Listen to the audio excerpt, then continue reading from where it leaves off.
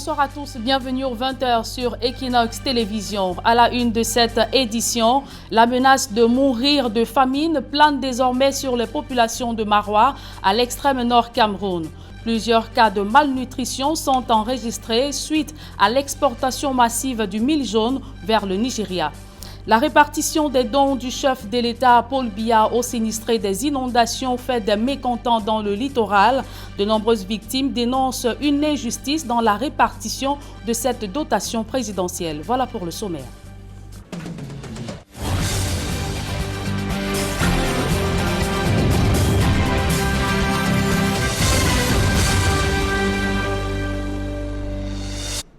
Une fois de plus, bonsoir à toutes et à tous. Bienvenue aux 20h sur Equinox Télévision.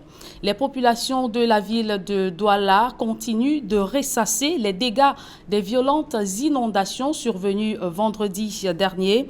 Dans le reportage qui va suivre, vous verrez des clichés saisissants du quotidien désormais bouleversé des habitants de la capitale économique. Et quelle réponse à ces intempéries qui interrogent la politique d'urbanisation? Vous écouterez le ministre de l'administration territoriale dans un instant. Pour le moment, le gouvernement s'emploie à parer au plus précis. D'autres précisions avec Georges Mitterrand, Donald Brice, Kamgan. Même les cahiers, même s'il fallait dire qu'on reprend peut-être... La jeune Jeanne d'Arc est presque étreinte par la détresse. Les inondations de vendredi n'ont eu aucune pitié pour elle et ses nombreux petits frères. Voici les sacs d'habits qu'on n'a même pas encore commencé parce qu'il faut laver d'eau au fur et à mesure avant de retirer d'eau. Oui, à l'intérieur là. Tout est vraiment dans l'eau, les matelas, les habits, même les valises de nouveau-nés qu'on n'a même pas encore utilisées, se sont retrouvés tout dans l'eau, donc on n'a pu rien se regarder. L'eau atteint quasiment 2 mètres d'auteur au salon. Vêtements, fournitures scolaires et appareils électroménagers, tout est mouillé. Jusque dans la chambre, l'eau est allée chercher les enfants endormis. Depuis 3 jours, la dizaine d'occupants de cette maison située au bas-fond du lieu dit bloc I à Bilongué dans le 3e arrondissement squash des lits chez de généreux voisins. On est obligé de se débrouiller. Moi personnellement, je dors chez la voisine d'à côté, tandis que ma maman elle dort de l'autre côté chez sa grande sœur.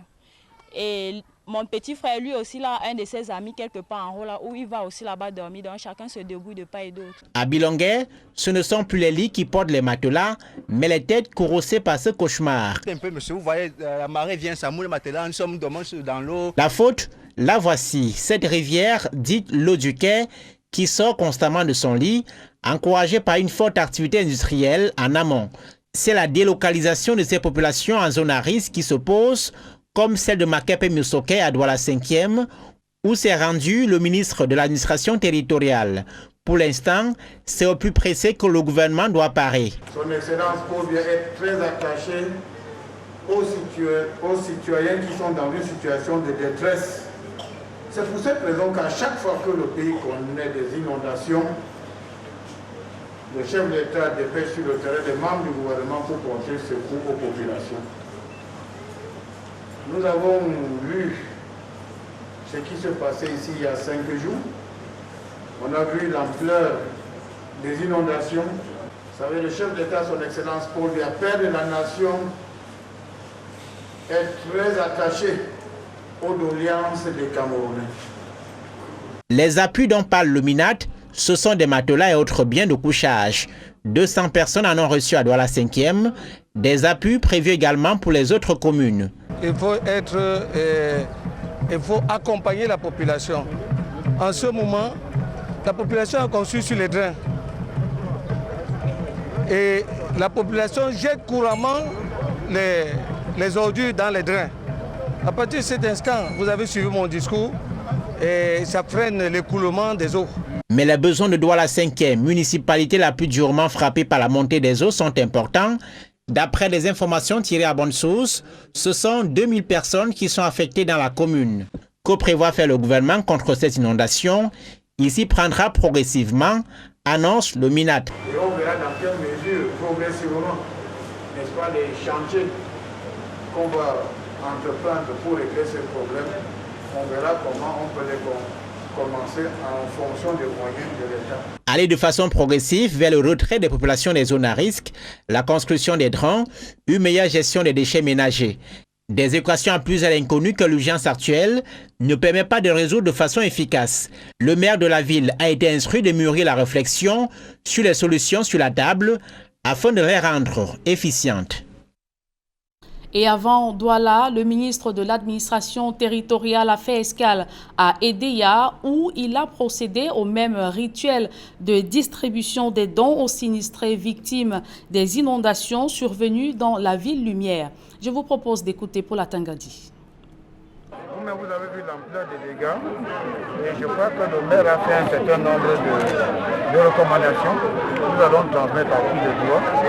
Le maire a dit merci au chef de l'État pour cette réaction prompte et ce n'est d'ailleurs pas une surprise parce qu'à chaque fois que les populations étaient sinistrées, le chef d'État prenait des mesures urgentes.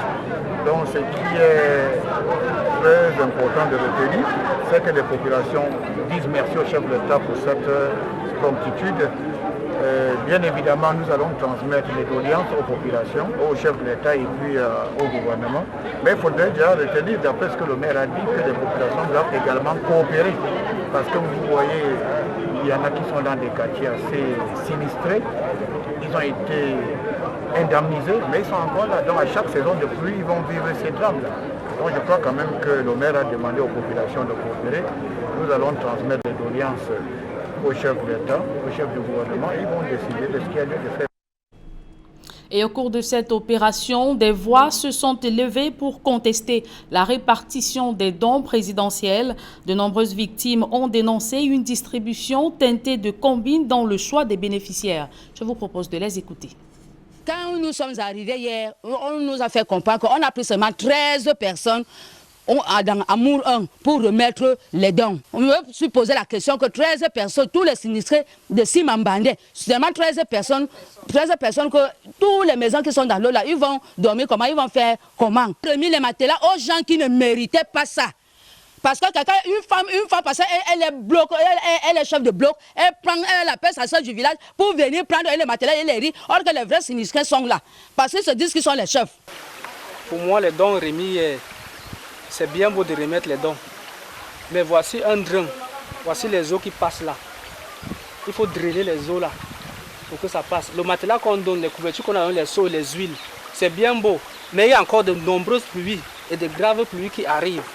Les mêmes matelas qu'on a donnés, les mêmes matelas vont encore se mouiller. Et les huiles qu'on a données, ça va servir à quoi? Donc il faut drainer, il faut faire venir les autorités ici là pour voir le drain ici, il faut drainer les eaux jusqu'à là-bas. Voilà toute une cité qui a été immergée par de l'eau. Ils n'ont pas les bénéficiaires, ils n'ont rien eu.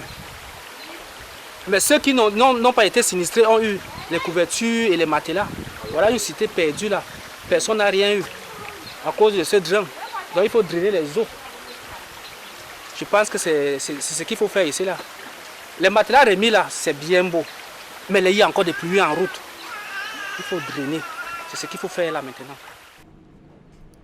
Et dans la région du Sud, l'océan Atlantique menace de faire disparaître la route nationale numéro 7 qui dessert la cité balnéaire de Kribi. Des vagues géantes déferlant sur la côte ont usé progressivement la terre ferme le long du trajet. Joseph Abena nous en dit un peu plus. C'est une situation dramatique que vit la cité balnéaire de Kribi. Avec l'arrivée des fortes pluies, la mer fait de plus en plus pression sur le continent, mais également cette action anthropique qui finit par fragiliser la côte. Bon, mais il faut dire que c'est une situation très inquiétante dans la mesure où elle met en difficulté et en danger même nos populations, surtout celles qui se trouvent logées face à la mer et même ceux qui essaient d'exploiter au niveau avant le lycée, au niveau du débarcadère. C'est quand même de nos populations qui se battent à ce niveau. Vous êtes sans ignorer que depuis quelques jours, la mer, comme vous le dites, fait des avancées très inquiétantes.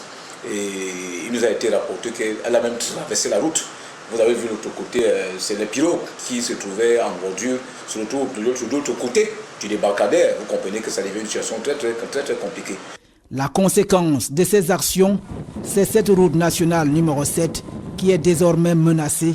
Et les beaux plages restent juste de l'histoire. Ça fait 40 ans le Kribi, il faut l'avouer. La plage était très loin de nous. Je peux dire qu'on était à près d'1 kilomètre de la plage et nous voyons la plage de loin. Aujourd'hui, la plage est sous nos portes. Ça fait que la mer avance et avance considérablement. Ça fait peur. Je crois que les autorités sont en train de prendre disposition pour que quelque chose soit fait. Nous avons vu déjà qu'ils ont mis des plats pour qu'on cesse d'enlever du sable dans la mer pour que la mer puisse conserver un tout petit peu de protection. Pourtant, cette dégradation environnementale avait été prévenue il y a plusieurs années par la mission d'études et de l'aménagement de l'océan. Depuis plus de 4 ans, nous avons procédé à des relevés avec la participation des étudiants de l'Institut des sciences halieutiques de Yabassi. On a procédé à des relevés d'une thème, c'est-à-dire à Campo, de Campo jusqu'à la limite de la côte de Kribi. Et nous avons constaté le retrait du trait de côte. Ce phénomène s'accentuait. Et nous avons également attiré l'attention de notre tutelle technique à ce sujet. Nous avons sollicité pour mieux vérifier, avoir les chiffres, les données exactes. Nous souhaitions mettre des caméras à certaines plages. L'époque où la mer était à des kilomètres des plages est un lointain souvenir. Aujourd'hui, si rien n'est fait, la ville balnéaire de Kribi ne sera plus la ville la plus belle du Cameroun. Les vagues auront détruit tout à leur passage, y compris la nationale numéro 7, ainsi que d'autres infrastructures touristiques de cette cité. Sur les berges de l'océan Atlantique, à Kribi, pour Equinox, Joseph Abenabena. Et les populations du village Tondé à PK28 sont en colère. Elles sont descendues dans les rues pour manifester contre le déguerpissement de leurs terres par un particulier. Cette dernière entend réaliser des projets d'envergure dans ce village, ce qui irrite les riverains. D'autres précisions avec Innocent Abega et Kedjara. Les populations du village Tondé Carrefour, à PK28, sont en rogne et crient à l'expropriation de leurs terres. Nous avons fui toute la ville pour venir nous installer ici. Alors si maintenant on nous fait partir d'ici, c'est pour aller nous installer où? Si c'est le gouvernement qui nous enlève, nous ne sommes pas contre le gouvernement. Nous disons au gouvernement de venir, même pas nous consulter, mais de venir nous dire que nous vous enlevons ici. Quelqu'un ne peut pas venir comme ça, tout d'un coup arracher nos terrains comme ça. Nous ne voulons pas la guerre. Voilà pourquoi nous interpellons l'État pour venir encore. Voici encore un autre problème qui peut amener des gens à la révolte. Et c'est ce que nous ne voulons pas. À l'origine de cette manifestation pacifique, un projet de construction de maisons de repos pour personnes âgées qui menacent dangereusement de les laisser à la rue. Cette femme, nous ne savons pas là d'où elle vient. Elle est ici, ça fait 11 ans. Et elle veut s'emparer de tous les terres. Elle parle d'une concession que l'État lui a donnée. D'autre part, elle nous dit qu'elle fait partie de l'Église catholique, les sœurs de l'oratoire. De l'autre côté, elle nous fait parler des concessions des personnes âgées. Et aujourd'hui, on nous fait comprendre que c'est le DUP, donc c'est le domaine de l'utilité publique. Il s'agit de terres régulièrement occupées et entretenues par des riverains qui affirment avoir commencé à les occuper au début des années 68, il y a exactement 52 ans. Nous avons mis en valeur ces terres. Il y a des mises en valeur probantes, c'est-à-dire les palmiers et autres arbres fruitiers qu'on peut découvrir. Les autorités en sont conscientes. Alors dit que lorsque on demande une concession, il faut qu'on sache s'il n'y a pas de mise en valeur ou s'il n'y a pas de titres fonciers sur cette parcelle. Dès lors qu'il y a des titres fonciers, des mises en valeur, il ne peut pas avoir de concession possible. Les populations du village Tondé Carrefour en appellent à l'intervention du président de la République.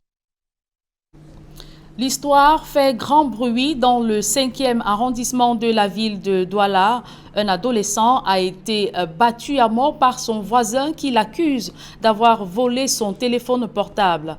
L'enfant est décédé bien avant même le début des soins médicaux. Curiosité dans l'affaire, le géniteur du petit Dylan a été également arrêté. La famille du défunt crie à l'injustice. C'est une enquête que signent Cédric Chouna, Kemazou Matilda et Donald Brice Kamgan. Le regard hagard, l'est absent. Viviane Kadjichokonte espère voir revenir Ludovic Stéphane Jomini.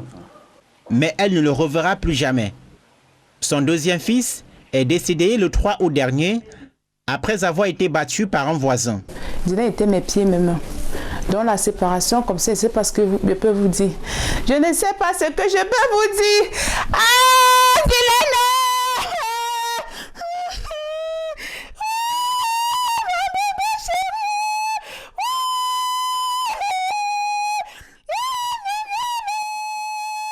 Que s'est-il passé? De sources concordantes, le petit Ludovic, connu également sous le prénom de Dylan, 13 ans, s'adonnait à une partie de football lorsqu'il a été interpellé par un voisin que nous appellerons Ismaël. Courroucé après avoir découvert son téléphone portable qu'il cherchait depuis plus d'un mois aux mains d'un ami de Dylan, Ismaël s'en prend au gamin, accusé d'avoir volé l'outil technologique et envoie de le vendre. Je remarque que le téléphone, c'est ça, c'est mon téléphone. Il a demandé à celui qui maintenait le téléphone en ce moment. Personne n'a dit que c'est pas pour moi, donc on a appelé le propriétaire. Dylan en question, il est venu, il a dit que bon, le téléphone, il a expliqué que Carlos avait envoyé dans la chambre avant qu'il a vu le téléphone le prendre. Puisque le matin, il était là, il jouait.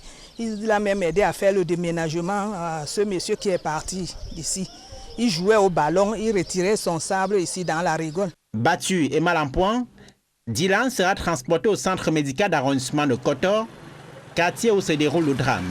Le patient étant dans un état critique, le CMA de Kotor le référera à l'hôpital d'Akentini, où il mourra avant même le début des soins. Ismaël, le mis en cause, a été arrêté. Coup de tonnerre, le papa du défunt, Dylan, lui aussi a été interpellé. Au moment où nous achevons ce reportage, il vient de passer près d'une semaine de garde à vue dans les services de la police. Ils ont voulu que j'accepte que moi-même j'ai tapé sur l'enfant. Qu'il faut que j'accepte.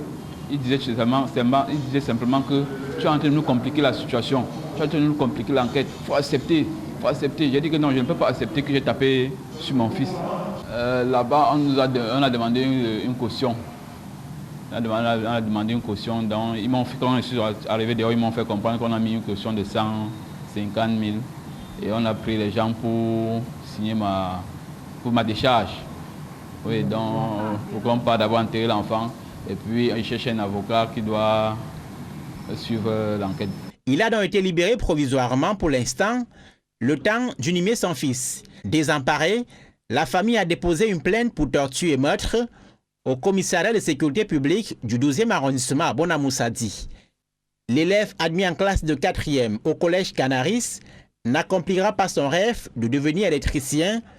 L'enquête sur le décès controversé du jeune Dylan est pendante devant la division régionale de la police judiciaire du littoral à Bonadjo.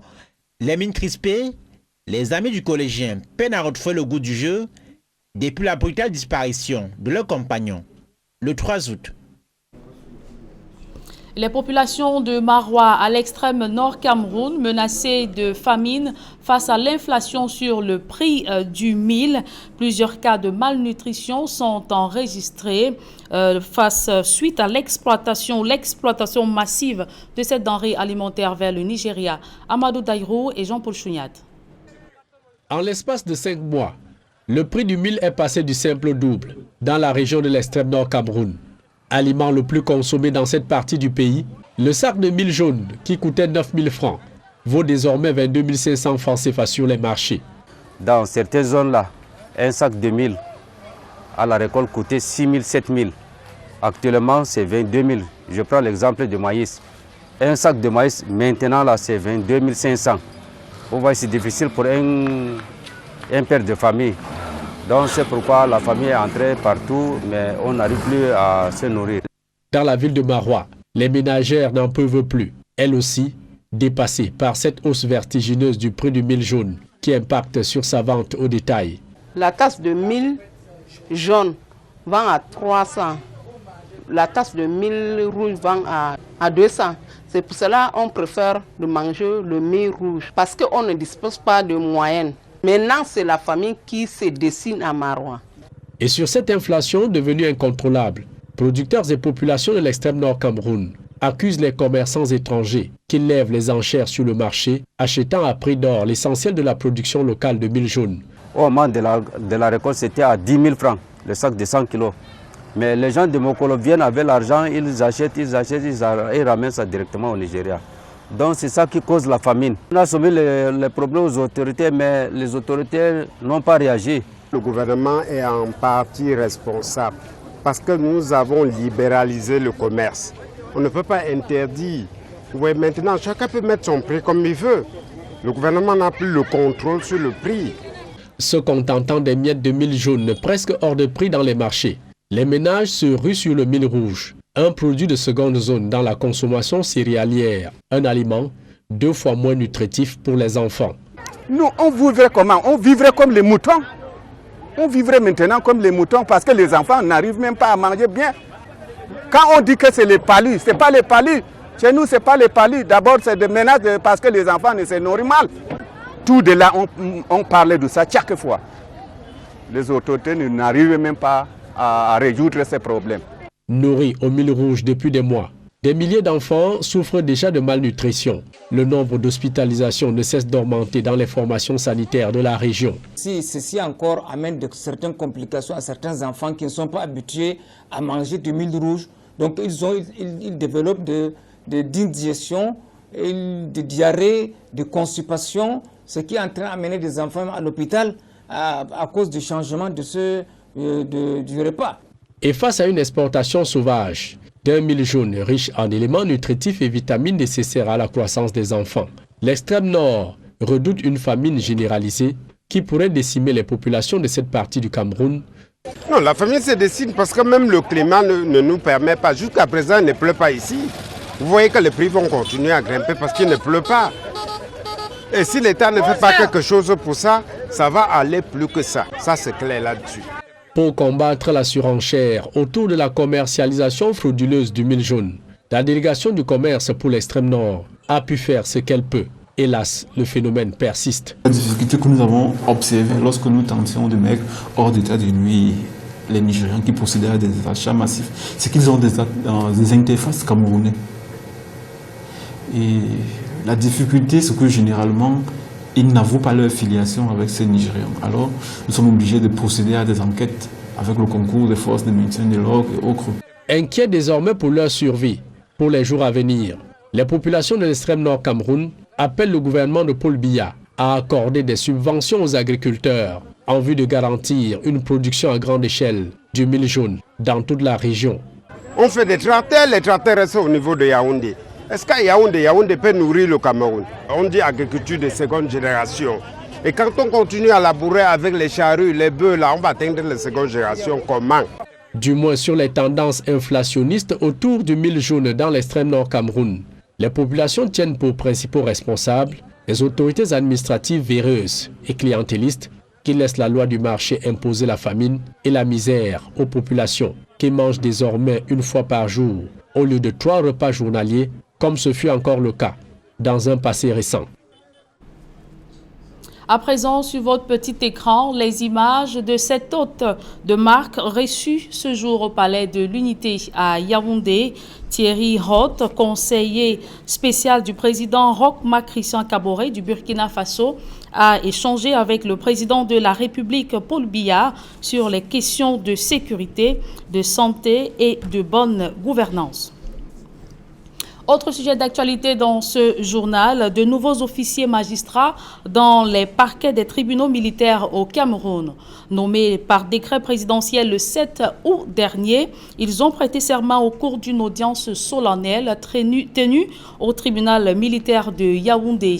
La présidente rappelle aux 9 magistrats militaires que s'ils sont des juges, ils ne sont pas des dieux avec des droits de vie et de mort sur les justiciables. Le compte-rendu de cette rencontre avec Emmanuel Diop et Aïk Cyril. En présence des généraux de division, chefs d'état-major de l'armée de terre et commandants des écoles et centres d'instruction des armées, se déroule au tribunal militaire de Yaoundé l'audience solennelle de prestation de serment des officiers magistrats nommés dans les parquets des tribunaux militaires de la République du Cameroun. Je jure devant Dieu et devant les hommes de servir honnêtement le peuple de la République du Cameroun en ma qualité de magistrat. De rendre justice avec impartialité à toute personne, conformément aux lois, règlements et coutumes du peuple camerounais. Sans crainte ni faveur, ni rancune, de garder le secret des délibérations et de me conduire en tout, partout et toujours, en digne et loyal magistrat. Après les réquisitions du commissaire du gouvernement, le serment est reçu par la présidente du tribunal militaire de Yaoundé. Le colonel Eko Abenambezoa rappelle aux nouveaux magistrats militaires qu'ils sont certes des juges, mais pas des dieux avec droit de vie et de mort sur les justiciables. Vous êtes des magistrats, mais vous n'êtes pas des dieux.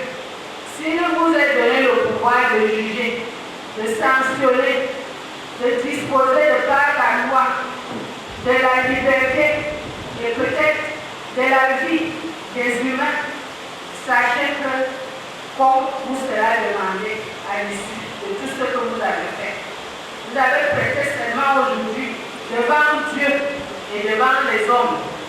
Sachez donc que si vous échappez à la justice des hommes, vous n'échapperez pas à la justice de Dieu. Alors, soyez humbles dans l'exercice de vos fonctions. L'audience solennelle de prestation de serment est l'occasion pour le commissaire du gouvernement de lever l'équivoque sur la compétence du tribunal militaire à juger des civils. L'État du Cameroun a opté pour cette possibilité de voir les civils en train d'être attraits devant les juridictions militaires. La seule condition ou les quelques conditions étant d'abord l'impartialité de la juridiction, l'indépendance de la juridiction, la compétence des magistrats qui sont appelés à officier. Et relativement à cette compétence-là, devant les juridictions militaires, il y a beaucoup de magistrats de l'ordre judiciaire, donc qui sont formés dans la même enceinte que les magistrats militaires du côté de l'École nationale d'administration et de magistrature.